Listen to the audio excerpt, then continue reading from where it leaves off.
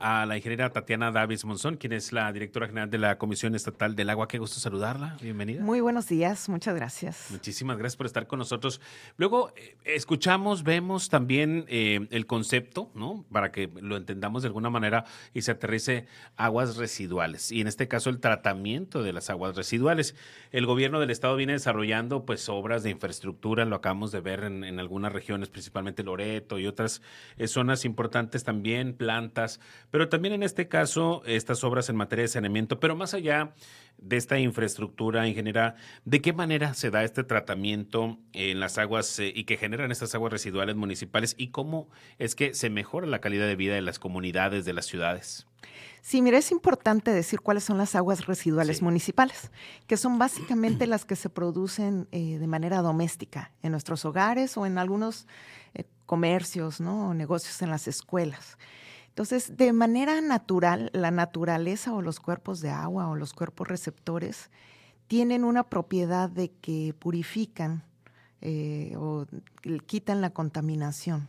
Entonces, originalmente, cuando son poblaciones muy pequeñas o rancherías, sabemos que después de utilizar las aguas, lo que venimos mencionando ya como agua residual, pues originalmente iban a dar al mar, a algún arroyo, a una fosa séptica, y la naturaleza tiene esa característica de que renueva todo lo que está en ellas. Pero ¿qué sucede en las ciudades? Que ya las grandes cantidades que producimos de aguas residuales ya no son posibles que de manera natural se limpien, por decirlo, por parte de la naturaleza. Entonces es muy importante construir infraestructura que desaloje las aguas residuales y que las lleve a un sitio donde se les debe dar tratamiento.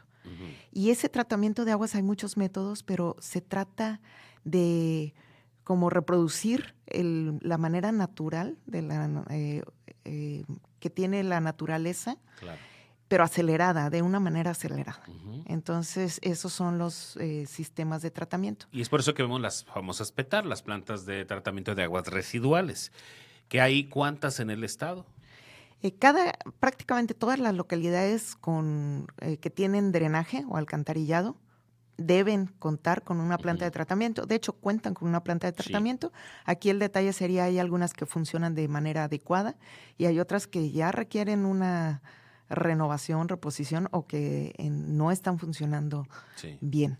¿Y eso qué implica? Pues no es solo la molestia de lo que pudiera ser el mal olor o una cuestión visual también, sino que hay un incremento en probabilidades de que haya algún daño en la salud pública. Entonces, por eso es la importancia de tener infraestructura adecuada, irla rehabilitando, renovando, ampliando y mejorando. Y también como ciudadanos, aprovechando, porque no solamente es saber que hay infraestructura, ¿qué podemos hacer?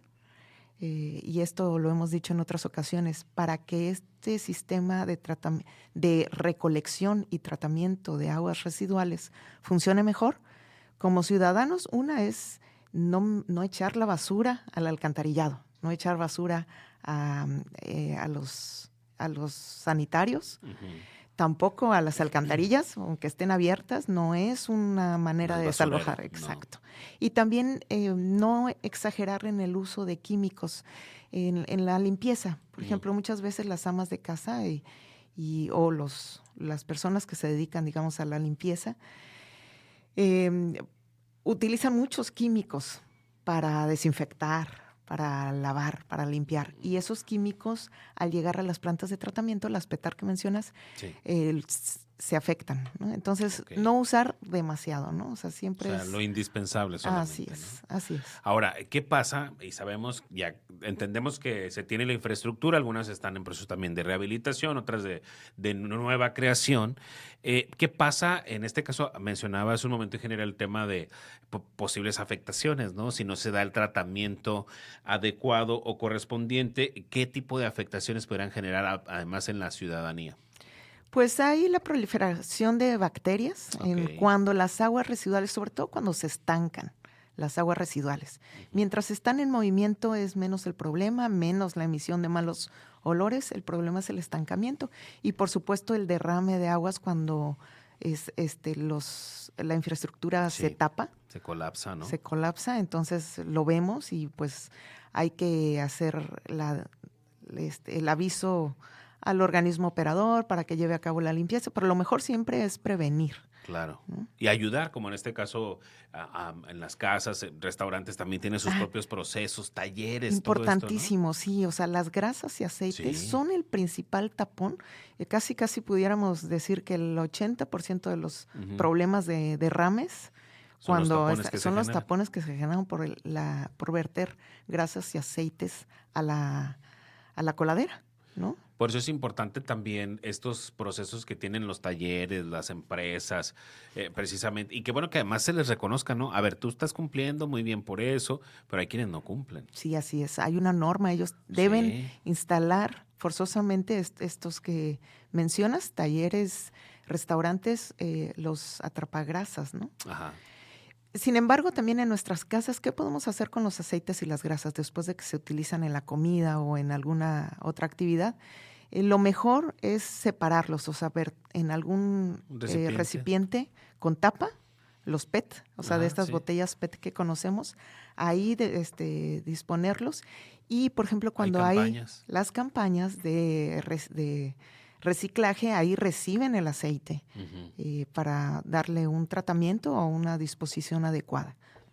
Ahora, es importante entender que todo este proceso se lleva a cabo a través de las plantas de tratamiento y cómo transformar este residuo en algo que se puede aprovechar, un recurso que más es muy valioso, porque hay incluso sectores agrícolas que aprovechan, ¿no? Esta agua, especialmente para algo muy en específico, la industria, la agricultura, pero también beneficios sociales, porque aquí en el caso de La Paz vemos las líneas púrpuras, ¿no? Las pipas de la línea púrpura que también riegan los camellones, cholleros y algunos parques, jardines. Así es, las plantas de tratamiento de aguas residuales no solamente es la finalidad el limpiar las aguas, sino también el poder poner a disposición un siguiente uso del agua, el reuso, que si bien tenemos mucha escasez en Baja California Sur, Sí. es valiosísimo. Y alguna vez recuerdo un dato de una maestra de la materia ambiental. De las aguas residuales, el 99.9% del contenido es agua pura, ¿no? Ah, Entonces, sí, lo que pasa es que a veces se complica mucho ese 0.1% de contaminación, quitarlo, ¿no? Ujú. Pero es agua. Entonces tenemos que propiciar el reuso con agua residual tratada que cumpla con las características que establece la normatividad. Y aquí en La Paz, en la ciudad de La Paz, tenemos una de las plantas de tratamiento, me atrevería a decir que de la República Mexicana, de las que mejor calidad tienen en su salida. ¿Por la infraestructura, por los Sí. nuevos los equipos o por qué?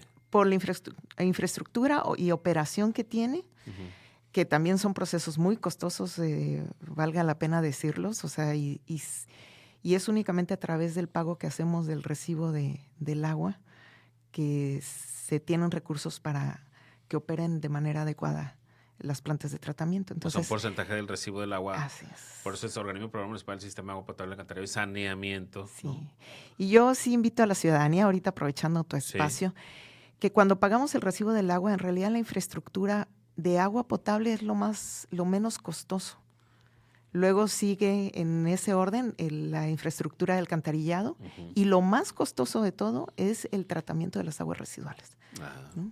pues qué interesante estos datos, sobre todo, porque ahí vemos también el compromiso de la parte social, la parte comunitaria, ¿no? O de la comunidad, de la sociedad en este caso. Y bueno, vemos que si hay este pago oportuno, también se tiene pues mejores condiciones, porque vemos también que no se sigue aumentando esta brecha social, la falta de infraestructura también, o de tratamiento en este caso. Sí, en este ciclo hidrológico urbano participamos todos. El gobierno del estado con infraestructura apoyando a los ZAPAS y también el gobierno federal contribuye también a esta parte de la infraestructura, pero como ciudadanos hacer un uso adecuado de nuestra agua potable, del agua residual y también propiciar el reuso de las aguas. Claro, definitivamente. Ingeniera, de acuerdo a su experiencia, ¿La Paz o Los Cabos tiene más volúmenes de agua tratada? ¿La Paz? Tiene que ver directamente con la población, ¿no? Sí. Entonces tenemos ya que Los Cabos, o sea, sumando San José del Cabo con Cabo San Lucas, Ya es es mucho más. más, es más población, por lo tanto se generan más aguas residuales. Sin embargo, también hay muy buenas posibilidades en los sitios turísticos Por de los hoteles y todo esto. reutilizar las Ok. aguas, no solo en áreas verdes, sino en riegos de campos de golf Sí, claro, y en la agricultura, por supuesto, como claro. para forrajes. Pues qué interesante esta plática sobre estas plantas de tratamiento y sobre todo también la importancia del saneamiento de las aguas residuales municipales. Le agradezco mucho, ingeniera, que haya estado con nosotros esta Al mañana. contrario, muchas gracias. Un gusto Gracias. saludar. Gracias. Y la ingeniera Tatiana Davis Monzón, quien es directora general de la Comisión Estatal del Agua. Esto fue El Medio Ambiente nos une.